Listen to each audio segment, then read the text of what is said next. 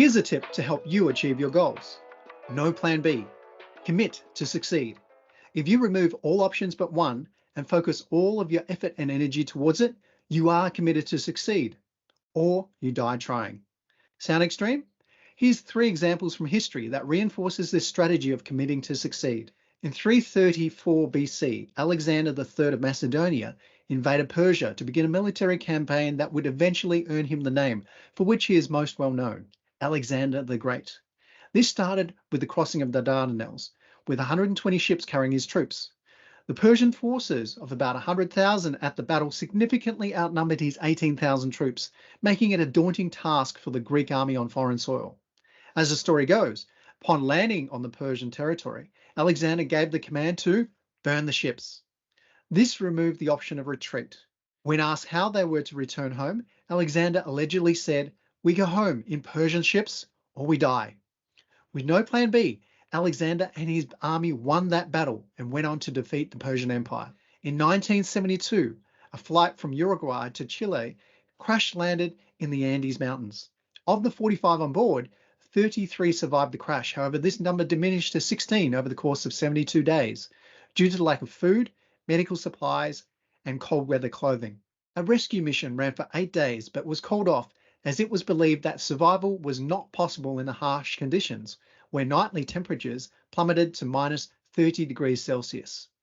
After 2 months on the mountain, Nando Parrado and Roberto Canessa decided to seek help as they believed that they would die if they did not get themselves out. As Parrado told Canessa, "We may be walking to our deaths, but I would rather walk to meet my death than wait for it to come to me."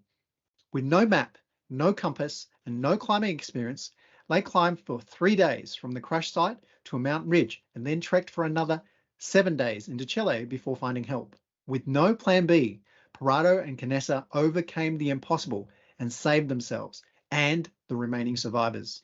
In 2003, Aron Ralston was canyoneering alone in the remote Blue John Canyon in Utah, USA.